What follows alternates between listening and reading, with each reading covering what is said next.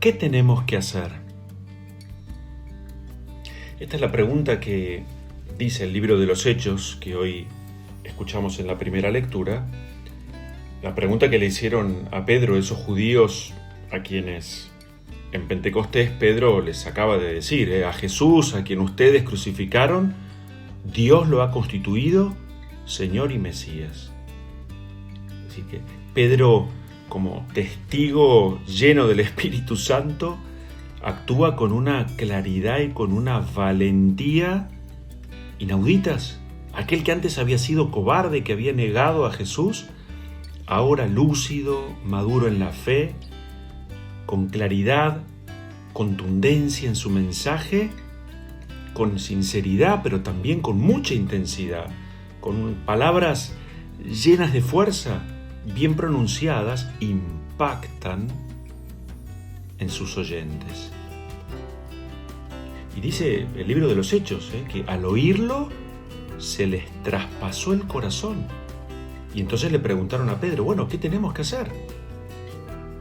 Y Pedro va al ABC, conviértanse, bautícense para el perdón de los pecados y también para recibir el Espíritu Santo.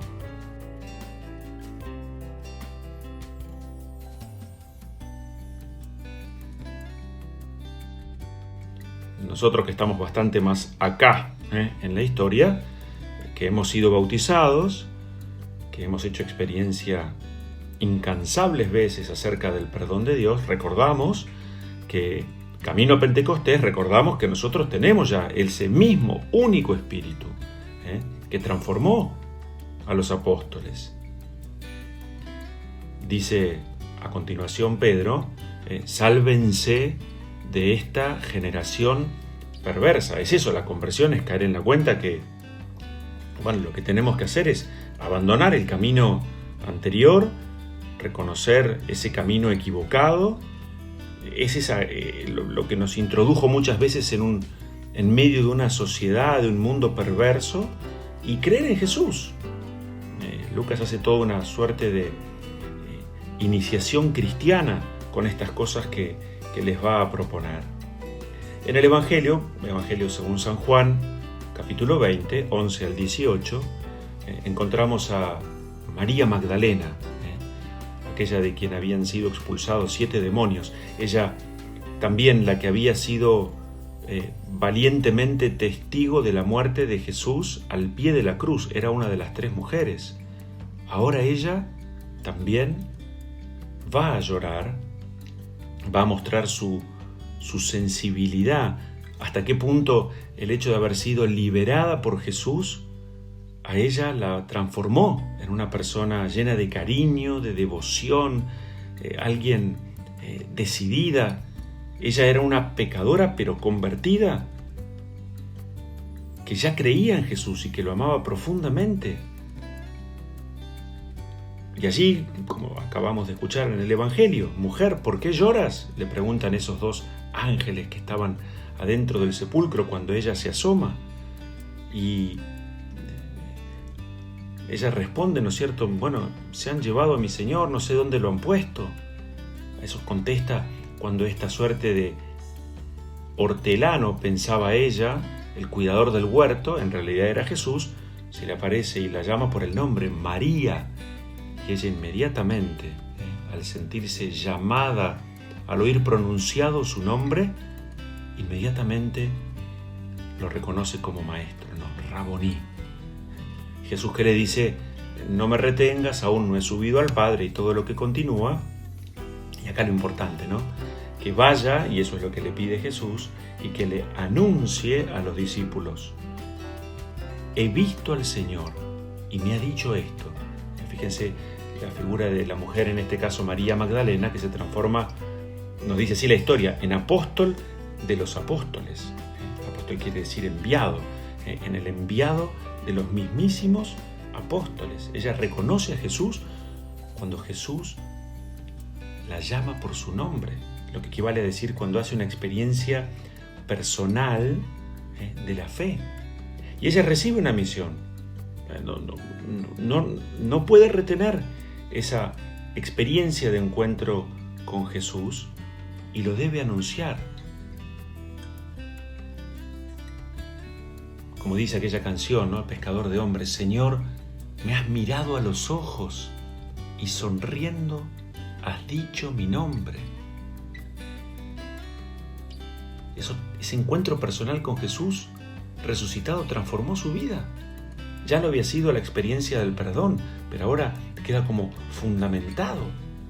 Yo quisiera hacer una reflexión, compartir con ustedes alguna mirada posible acerca de esta dimensión, la decíamos el domingo de Pascua, que nos cabe, nos debería ocupar a todos, que es la de ser testigos. Para nosotros, hijos de Dios, ser testigos no es un privilegio, es una responsabilidad. Y uno es testigo en la medida en que da respuestas, se hace cargo acerca de esa fe que como don ha recibido en la vida. ¿Y testigos de qué? De este encuentro personal con Jesús. O sea, lo que nosotros tenemos que decir con nuestras palabras, con la coherencia de nuestros gestos, con nuestra vida toda, es que verdaderamente creo, casi sin pronunciarlo y sin decirlo, se nota que yo verdaderamente vivo esta experiencia de encuentro con Jesús, que está vivo.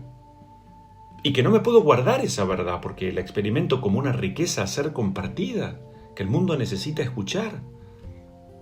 Por eso el testigo es aquel que también se sabe elegido y se sabe llamado. Lo puedo decir yo: Señor, me has mirado a los ojos y has dicho mi nombre.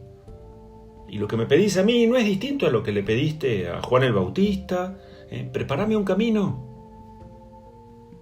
Y aunque te sientas como aquella voz que grita en el desierto, cumplí tu misión. No te desanimes, porque aquel que vas a anunciar es el camino, la verdad y la vida. Entonces, qué lindo sabernos en esta triple como dimensión de los testigos. La primera dimensión del testigo es que el testigo debe ser valiente. Ahora vamos a decir algunas palabras acerca de la valentía cristiana.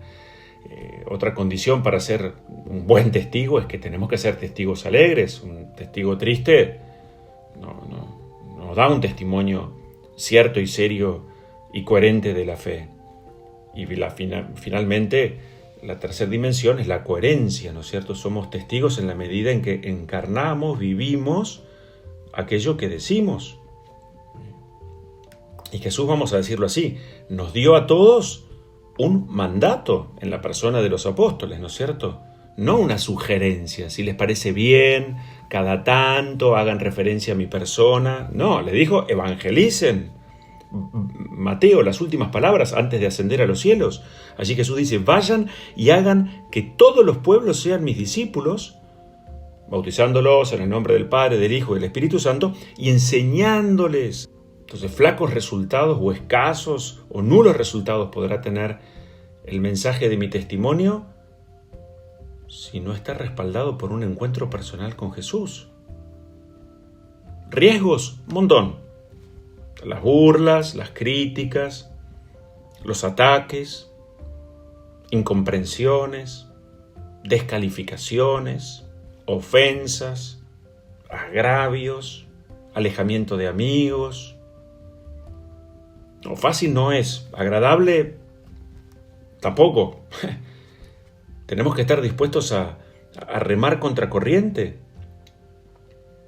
y a no seguir a los criterios de este mundo.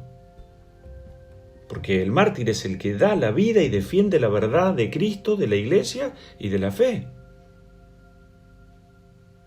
Y hay que estar dispuestos a dar un testimonio seguro, de creer lo que anunciamos, de haber presenciado y experimentado ese encuentro con Jesús para ser creíbles. Sabiendo que muchas veces en ese deseo de dar testimonio de nuestra fe, lo que nos detiene, ojo con esto, está solo en nuestra imaginación. Cuentan que un pájaro que se apoya en un árbol nunca tiene miedo que la rama se rompa, porque su confianza no está puesta en la fuerza de la rama, sino en sus alas. El testigo es un buen testigo no porque sea perfecto, no porque sea santo, es porque tiene bien en claro qué es lo que Jesús me pide y que en eso me vaya la vida. Y además Jesús ya lo ha dicho, van a sufrir, van a padecer. El Papa Francisco lo ha dicho hasta el cansancio. El futuro depende de que vos y yo, de que todos digamos presente. Porque en definitiva es Dios el que hace de nosotros lo que le dejemos hacer. Entonces la valentía cristiana está orientada directamente a esa firme voluntad para decir y hacer lo que Dios me pide que diga y haga, a pesar del costo mundano. ¿Y esto por qué? Porque Dios promete ayudar. Y Dios me va a recordar a mí como a Jeremías, mirá, no te llamo para que tu misión tenga éxito. ¿Cuántos padres, madres de familia se rompen el alma y ven a sus hijos abandonar la fe, irse para cualquier lado? Y no por eso abandonan la fe, sino que la siguen viviendo con intensidad, con dolor, a veces como un verdadero calvario. Pero quieren ser fieles hasta el fin. La valentía cristiana, por lo tanto, es muy importante para difundir y conservar hoy la verdad de Jesús. Ya sabemos que esto va a traer resistencia. Los entregarán a la tribulación y los matarán. Serán odiados por causa de mi nombre. Mateo 24:9. Como aquella lectura, recuerdo que dice San Pablo, ¿no? Sé que después de mi partida vendrán lobos feroces entre ustedes que no perdonarán el rebaño. Segunda carta de Timoteo 4 o Hechos 20, 29 al 30. ¿De dónde viene? Uno podría preguntarse, así como la valentía cristiana. Bueno, yo puedo ser valiente cuando, por ejemplo, confío en Dios y dejo que Dios actúe y espero en Él. Sin confianza en Dios yo no puedo ser valiente, pero confianza plena. Después, estar abiertos a llenarnos del Espíritu Santo, lo que transformó a aquellos cobardes, abandonadores apóstoles en un antes y un después fue la irrupción del Espíritu Santo en Pentecostés. Llénense del Espíritu Santo. Y hablaban la palabra de Dios con valor. Lo que caracteriza al seguidor de Cristo es la valentía cristiana. Y vamos a recordarlo, esta valentía cristiana no surge de la confianza en uno mismo. Esta valentía tiene como fundamento que es Jesús mismo el que nos invita a no tener miedo, a confiar, a difundir su mensaje. Ya esto lo sabemos, el mundo ha odiado y odia a quienes forman parte de la iglesia, a quienes pretenden vivir coherente y valientemente su fe. Esto ya lo sabemos, no lo podemos desconocer. Como rápidamente, ¿no? Se me ocurre pensar, ¿qué tipos de valentía necesitamos? Bueno, necesitamos en primer lugar valentía intelectual. Es decir, tenemos que dar razones de nuestra fe, porque las tenemos, pero para eso tenemos que formarnos, para poder verdaderamente emprender una lucha en el sentido de enfrentar, de poder posicionar con fundamento lo que creemos. No podemos ser infantiles en esto. Entonces, esa pregunta de cómo yo formo, le doy firmeza, solidez, fundamento a lo que creo. Leo el catecismo, leo las enseñanzas de la iglesia. Después valentía moral. Y sí, en un mundo que siempre está, dice el dicho, ¿no?, dispuesto a destapar cualquier botella y beber un trago, yo tengo que saber que tengo que ser valiente en una realidad que tiende a acomodarlo todo y a relativizarlo todo. Y que esto no me pone en un lugar de privilegio en la sociedad. Y por supuesto, valentía espiritual. Yo tengo que poder beber de esa fuente, tengo que tener una vida de oración, de encuentro personal, lectura de la palabra, celebrar los sacramentos, aceptar las riquezas que Dios me ha regalado para hacer de mi fe una fe firme y sólida. En el fondo, la valentía cristiana es verdadera virtud del cristiano. Y es una gracia del Espíritu que la da. Y ojo con esto, ¿no? Porque la valentía cristiana no es ausencia de temor. Es fe firme en Dios.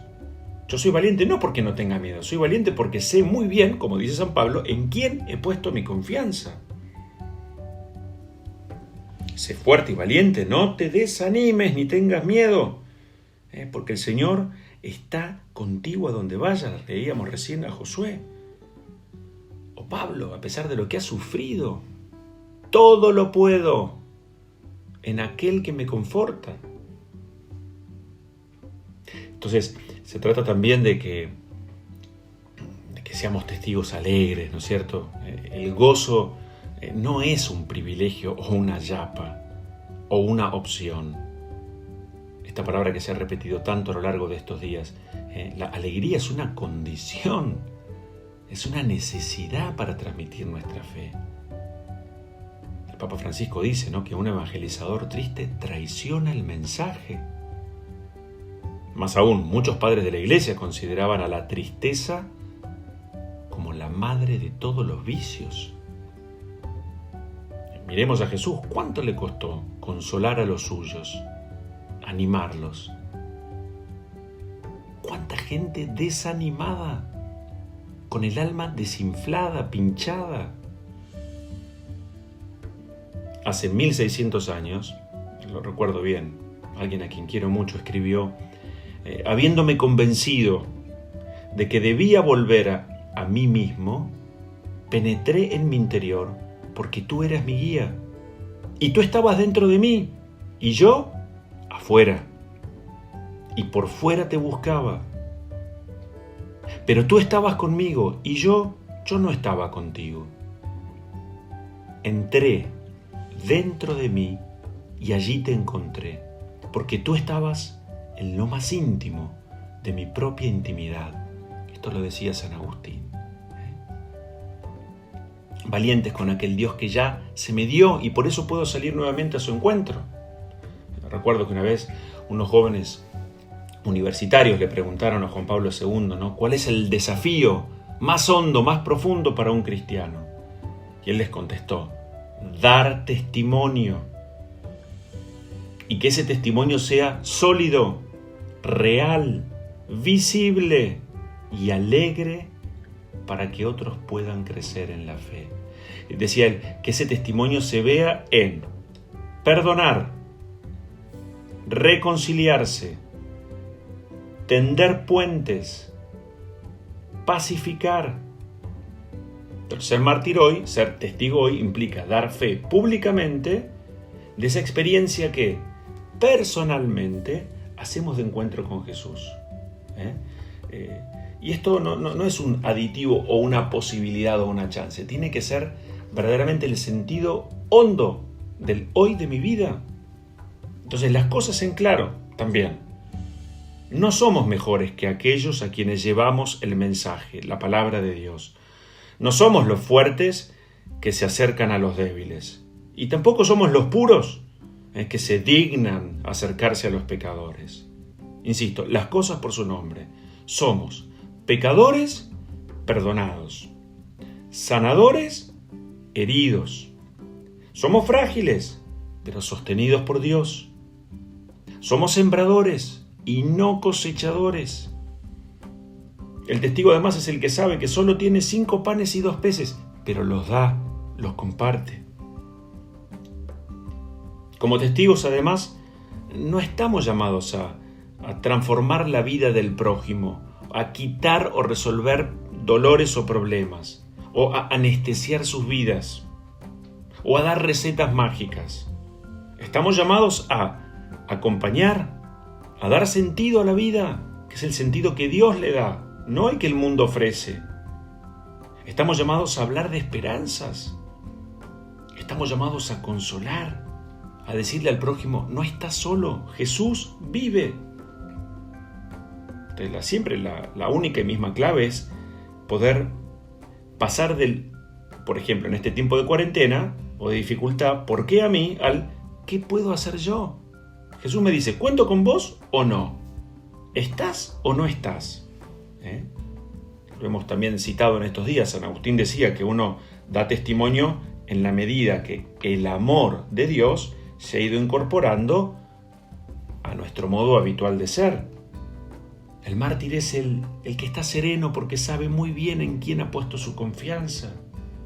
El mártir es aquel que encarna en su vida, lo demuestra con sus actos, esa capacidad de renuncia, de entrega, de donación de su propio ser.